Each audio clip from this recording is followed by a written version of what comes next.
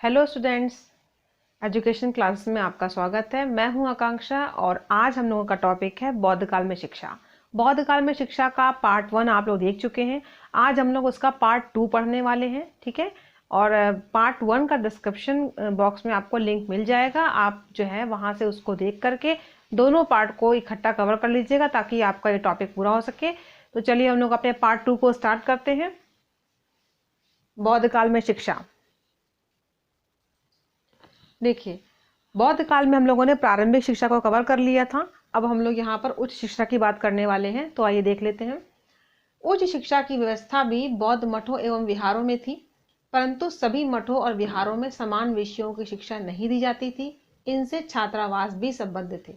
उच्च शिक्षा की व्यवस्था बौद्ध मठों और विहारों में थी। आपने ध्यान दिया होगा कि जब हम लोगों ने प्रारंभिक शिक्षा देखी थी तो वो भी बौद्ध मठों में और विहारों में थी। वही चीज यहाँ पर भी है, यानी कि ये आपका कीवर्ड था। वो उच्च शिक्षा में भी ये बौद्ध मठों और विहारों में थी। और इसके अलावा यहाँ पर आप ये भी देख सकते हैं कि इनसे छात्रावास भी संबद्ध थे, लेकिन सभी में समान विषयों की शिक्षा नहीं दी जाती थी। नेक्स्ट पॉइंट है, बौद्ध मठों और विहारों में उच्च शिक्षा प्राप्त करने के लिए प्रवेश नियम अत्यंत कठिन थे। ऋणी अशक्त सरकारी नौकर को प्रवेश नहीं दिया जाता था। यानी कि उच्च शिक्षा में जो नियम थे, प्रवेश के नियम थे, वो काफ़ी कठिन थे। यानी कि उच्च शिक्षा काफ़ी गुणात्मक थी। हमें जो है वो कुछ नियमों का पालन करना पड़ता था, उसके बाद ही हमें वहाँ पे प्रवेश मिलता था। प्रवेश हेतु जाति का कोई प्रतिबंध नहीं था। भिक्षु को बुद्ध, उनके धम्म और संघ में अपना विश्वास व्यक्त करना होता था और संघ के एक विद्वान व्यक्ति को गुरु चुनना होता था।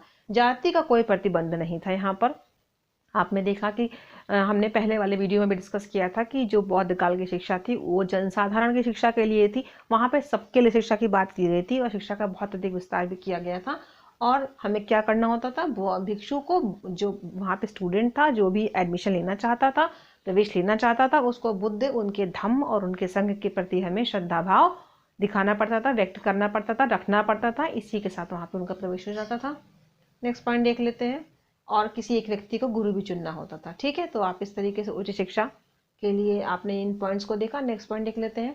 शिक्षार्थी को बौद्ध संघ के 10 भिक्षुओं के समक्ष उपस्थित होकर उनके प्रश्नों के उत्तर देने होते। तो यहाँ पर आपने देखा कि बौद्ध संघ के 10 भिक्षुओं के सामने उनके प्रश्नों के उत्तर देने होते थे।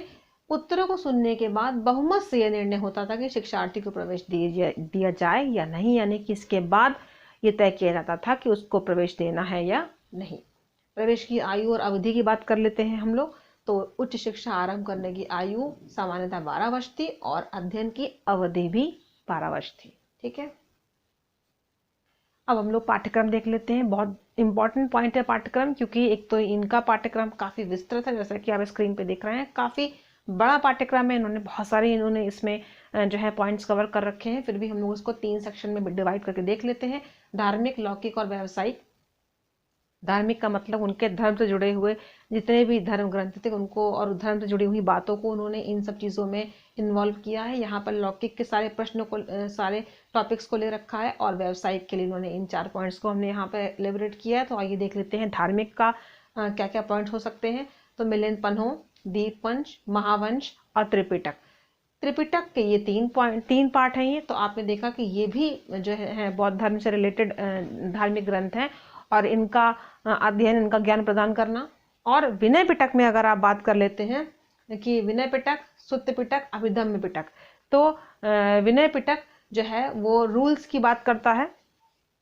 यानी कि विनय पिटक में आप मठों से, विहारों से संबंधित, जीवन से संबंधित यहाँ पर नियम थे, उनको यहाँ पर रखा गया था। सुत्त पिटक की बात कर लेते हैं अगर हम, तो सुत्त पिटक में यहाँ पर आपको उद्देश्य रखे गए थे, सिद्धांत रखे गए थे। और अभिधम्म पिटक की बात कर ले तो यहाँ पर हम लोग जितने भी दार्शनिक पक्ष था हमने उसको यहाँ पर रखा। यानी कि इन तीनों चीज़ों को बौद्ध धर्म में इस तरीके से रखा गया था। विनय पिटक, सुत्त पिटक, अभिधम्म पिटक, ये किसके पार्ट थे? त्रिपिटक के। त्रिपिटक इनका एक बहुत ही इंपॉर्टेंट बिंदु था। ठीक है, अब हम लोग लौकिक की बात कर लेते हैं। तो उन्होंने लौकिक में कितने पॉइंट्स को कवर किया है? देखिए, धर्म को, दर्शन को, साहित्य, तर्कशास्त्र को, ठीक है, न्याय शास्त्र को, चिकित्सा शास्त्र को और नक्षत्र फलगणन विद्या को, राज व्यवस्था, प्रशासन, 18 शिल्प। तो आपने देखा कि यहाँ पे काफी सारे पॉइंट्स जो है उन्होंने लौकिक में भी कवर कर रखे हैं। आगे देख लेते हैं व्यवसायिक शिक्षा। तो व्यवसायिक शिक्षा में इन्होंने हस्तकलाओं की शिक्षा की बात करी थी। हस्तकलाओं की शिक्षा की बात में यानी कि हाथ से जो भी चीज़ें बनाई जाती हैं, कताई बुनाई, जैसे किसी चीज़ को हाथ से बनाना, सिलना, ठीक है, तो ये जितने भी पक्ष थे वो हस्तकलाओं के थे, यहाँ पर इंक्लूड किए जा सकते हैं। ललित कलाओं में हम लोगों ने यहाँ पर जैसे जो जितनी भी कलाएं थी उनको इन्वॉल्व किया, जैसे कि मूर्ति कला, ठीक है। उसके अलावा आप देख सकते हैं या भवन निर्माण कला। उसके बाद अलावा हम चिकित्सा शिक्षा की बात कर लेते हैं। तो चिकित्सा शिक्षा जो है वो चिकित्सा शिक्षा में हम लोगों ने यहाँ पर देखा कि ये विशेषज्ञों के द्वारा दी जाती थी और इसमें तक्षशिला का जो था वो काफ़ी इंपॉर्टेंट पार्ट था, ठीक है। नेक्स्ट पार्ट हम देख लेते हैं व्यवसाय की शिक्षा। व्यवसायों में यहाँ पर लोगों ने 18 शिल्प की बात करी है और 18 शिल्प जो आपके जीवन के लिए भिक्षुओं के लिए काफ़ी महत्वपूर्ण थे वो यहाँ पे इंक्लूड किए थे। तो आपने देखा कि पाठ्यक्रम को इन्होंने काफ़ी विस्तृत तरीके से रखा है और काफ़ी सारे पहलुओं को उन्होंने इसमें इन्वॉल्व किया है, ठीक है। नेक्स्ट स्लाइड देख लेते हैं। अब हम लोग उपसंपदा संस्कार की बात कर लेते हैं। संस्कारों की बात अगर आ जाती है तो हम लोग याद करें कि हम लोगों ने अपने पहले वीडियो में प्रारंभिक शिक्षा में पपज्जा संस्कार की बात करी थी, जो कि आपके मठों में प्रवेश के समय होने वाला था संस्कार था। उसी समय एक संस्कार वो था। अब दूसरा महत्वपूर्ण संस्कार इनका उपसंपदा है। यहाँ पर बौद्ध काल की शिक्षा में केवल 2 ही संस्कार इंपॉर्टेंट जो पढ़ने वाले हैं, शिक्षा से संबंधित है, एक पपज्जा और दूसरा उपसंपदा। आपने पपज्जा पहले देख लिया था, ठीक है। अगर आपको उसको पढ़ना है तो आपको डिस्क्रिप्शन बॉक्स में फर्स्ट वीडियो का लिंक मिल जाएगा, आप उससे जो है फिर से उस पॉइंट्स को कवर कर सकते हैं। आइए हम लोग उपसंपदा पर लौट आते हैं। बौद्ध मठ में 12 वर्ष की शिक्षा समाप्त करने पर उपसंपदा संस्कार होता था। यह बौद्ध पद्धति का द्वितीय तथा अंतिम संस्कार था, क्योंकि पहला हमारा पपज्जा था इसीलिए ये द्वितीय है और अंतिम है क्योंकि यहाँ पर 2 ही संस्कार हैं, ठीक है। बौद्ध शिक्षा में 12 वर्ष की शिक्षा के बाद छात्रों के लिए 2 रास्ते थे। प्रथम गृहस्थ जीवन में प्रवेश करना, द्वितीय आजन्म भिक्षु रहकर बौद्ध धर्म का प्रचार करना। दूसरे रास्ते को अपनाने वाले छात्रों का ही उपसंपदा संस्कार होता था। उपसंपदा प्राप्त भिक्षुक बौद्ध मठ का स्थायी सदस्य बन जाता था। यानी कि जब 12 वर्ष की शिक्षा समाप्त हो जाती थी तो भिक्षु के सामने या उस स्टूडेंट के सामने 2 रास्ते थे, या तो वो गृहस्थ जीवन में जाता या फिर वो आजन्म भिक्षु बन करके भिक्षु बौद्ध धर्म की शिक्षा का पालन करता, प्रचार करता, ठीक है। तो जो दूसरा पार्ट था वहां पर उपसंपदा संस्कार होता था और उस तरीके से आप देखेंगे कि ये बाद का चरण है, बाद का है, इसलिए हम लोगों ने संस्कार को बाद में देखा है। और उपसंपदा संस्कार के बाद भिक्षुक बौद्ध मठ का स्थायी सदस्य बन जाता था, ठीक है। अब हम लोग शिक्षा के माध्यम की बात कर लेते हैं। उच्च शिक्षा का माध्यम पाली भाषा थी। इसके अतिरिक्त महात्मा बुद्ध के निर्देश के अनुसार देश की अन्य प्रचलित भाषाओं का भी उपयोग होता था। अन्य प्रचलित भाषाओं का मतलब ये है कि उस समय जितनी भी प्रचलित भाषाएं थी उनसे शिक्षा प्रदान की गई थी, इसीलिए शिक्षा का इतना प्रचार हुआ, क्योंकि जिसको जो भी भाषा आती थी या उस समय जो भी भाषा प्रचलित थी उसके माध्यम से ज्ञान प्रदान किया गया, जो कि सबको ज्ञान प्रदान करने का एक महत्वपूर्ण साधन बना। नेक्स्ट पॉइंट देख लेते हैं। शिक्षण विधि की बात कर लेते हैं। तो यहाँ पर शिक्षण विधि मौखिक थी, लेकिन मौखिक में कौन कौन सी विधियां थी इसको हम लोग यहाँ देख लेते हैं। अनुकरण, व्याख्या विधि, ठीक है, और वाद विवाद तो आप जानते ही हैं। तो वाद विवाद का मतलब है आमने सामने के पक्ष रखना, तर्क विधि, लॉजिक देना, व्याख्यान विधि, ठीक है, सम्मेलन व शास्त्रार्थ विधि, देशाटन, स्वाध्याय विधि, प्रदर्शन विधि और अभ्यास विधि। इसमें जितनी भी विधियां आपने यहाँ पर देखी हैं ऑलमोस्ट ये सारी विधियां हम लोग आज की डेट में भी फॉलो करते हैं। और ये जितनी भी विधियां हैं इस तरीके से ज्ञान जो है वो समझ में भी आता है और वो याद भी रहता है, क्योंकि इन्होंने जो तर्क विधि दिया या जैसे कि आप देखें स्वाध्याय विधि दिया, तो ये सारी विधियां ऐसी हैं कि तर्क विधि में आप किसी भी चीज़ को जब बाय लॉजिक याद करते हैं, बाय लॉजिक समझते हैं तो हमेशा याद रहती है। व्याख्या विधि वाद विवाद में भी उसके पक्ष विपक्ष चीज़ें सामने आती हैं। स्वाध्याय में तो आप इस तरीके से देखते हैं कि खुद से स्टूडेंट जब पढ़ता है तो वो सबसे अच्छा स्टडी होता है, क्योंकि आप सब चीज़ों को जानने के बाद उनको स्वयं से रिवाइज करते हैं, ठीक है। तो ये सारे जितने भी पॉइंट है ये सब मौखिक के अंदर आते हैं। और शिक्षण विधि किस काल की थी? बौद्ध काल की थी। जो सारी की विधियां जो थी वो काफ़ी इम्पोर्टेंट है। नेक्स्ट देख लेते हैं, हम लोग अनुशासन की बात कर लेते हैं। तो बौद्ध काल में जो शिष्य थे उनका डिसिप्लिन कैसा था, वो किस तरीके से अपना जीवन भी जीते थे, किस तरीके से अनुशासन में रहते थे, तो वो सारे पॉइंट हम लोगों ने यहाँ कवर किए हुए हैं। बौद्ध काल में गुरु व शिष्य दोनों को बौद्ध संघों के नियमों का कठोरता के साथ पालन करना होता था। सामान्य छात्रों को पपज्जा संस्कार के समय 10 नियमों का पालन करना पड़ता था, ठीक है। 10 नियम, यानी कि आपने पपज्जा संस्कार में पढ़ा था कि 10 नियम थे, 10 सिक्का प्रदानी जो थे, वो 10 नियम कौन कौन से थे वो हमने यहाँ पर एक्सप्लेन कर दिया है, आप इसको यहाँ से देख सकते हैं। जीव हिंसा ना करना, किसी की वस्तु ना लेना, अशुद्ध आचरण से दूर रहना, असत्य भाषण न करना, मादक पदार्थों का सेवन न करना, कुसमय भोजन न करना, किसी की निंदा न करना, नृत्य संगीत आदि से दूर रहना, श्रृंगार की वस्तुओं का प्रयोग न करना और सोना चांदी हीरा जवाहरात दान न लेना। ये जितने भी चीज़ें हैं एक व्यक्ति को ये अनुशासित रहने के लिए बहुत सहयोग देती हैं। ये सारे पॉइंट्स बहुत प्रैक्टिकल हैं और इन सबको फॉलो करके जो स्टूडेंट थे वो एक डिसिप्लिन्ड लाइफ, एक अनुशासित जीवन जीते थे। और एक अनुशासित जीवन जीने वाले व्यक्ति के जो गुण होते हैं वो सभी इस काल के विद्यार्थियों में पाए जाते थे। ठीक है, नेक्स्ट देख लेते हैं हम लोग नेक्स्ट स्लाइड में। इसके अतिरिक्त बौद्ध भिक्षुओं को 6 अतिरिक्त नियमों का, ये बौद्ध भिक्षु 6 अलग से और 6 नियमों को फॉलो करते थे। ये भी इंपॉर्टेंट पॉइंट्स हैं, इनको भी देख लीजिए। वृक्ष के नीचे निवास करना, सादे वस्त्र धारण करना, भिक्षा मांगकर भोजन करना, औषधि के रूप में गौमूत्र का सेवन करना, ब्रह्मचर्य का पालन करना, चोरी ना करना, हिंसा से दूर रहना और अलौकिक शक्तियों का दावा ना करना। ये जितने भी पॉइंट्स आप देख रहे हैं ये बौद्ध भिक्षुओं के 6 पॉइंट्स थे जो उनको अपनी लाइफ में अलग से भी फॉलो करने पड़ते थे।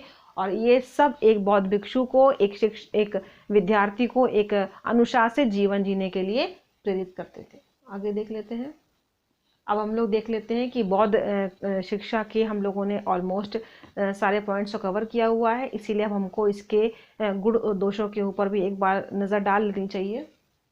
इसके गुण देख सकते हैं, इनको आप विशेषताएं भी कह सकते हैं। गुण देख लीजिए। सामान्य शिक्षा की व्यवस्था, यहाँ पर सामान्य शिक्षा की व्यवस्था की गई थी, यानी कि धार्मिक शिक्षा का तो आपने पक्ष देखा ही कितना मजबूत था, उसके साथ साथ सामान्य शिक्षा की भी व्यवस्था की बात की गई थी। जो थे विद्यार्थी बालक अपने घर पर रहकर के भी मठों में आकर के शिक्षा प्राप्त कर सकते थे। इस तरीके से सामान्य शिक्षा की व्यवस्था यहाँ पर की गई थी। नेक्स्ट पॉइंट देख लेते हैं। जन साधारण की शिक्षा की व्यवस्था। जन साधारण, यहाँ पर जात पात का कोई भेदभाव नहीं किया गया था और सबको शिक्षा देने की बात की गई थी, इसीलिए यहाँ पर जन साधारण की शिक्षा की बात की गई है, सबको शिक्षा देने की बात की गई है। नेक्स्ट पॉइंट देख लेते हैं। लोक भाषाओं का प्रोत्साहन। यहाँ पर देशी भाषाओं को, आपने अभी पिछली स्लाइड में देखा कि देशी भाषाओं को, प्रचलित भाषाओं को जो है वहाँ पर जो प्रचलित भाषाएं थी उसको शिक्षा का माध्यम बनाया गया था और उस बुद्ध जी के निर्देश के अनुसार उनको भी प्रयोग करने की बात की गई थी। तो लोक भाषाओं को प्रोत्साहन दिया गया था, जिसकी वजह से इस धर्म का काफ़ी प्रचार प्रसार हुआ, ज्ञान सबको प्राप्त हुआ। नेक्स्ट देख लेते हैं। व्यवस्थित शिक्षा संस्थाओं का उदय। व्यवस्थित शिक्षा संस्थाओं का उदय।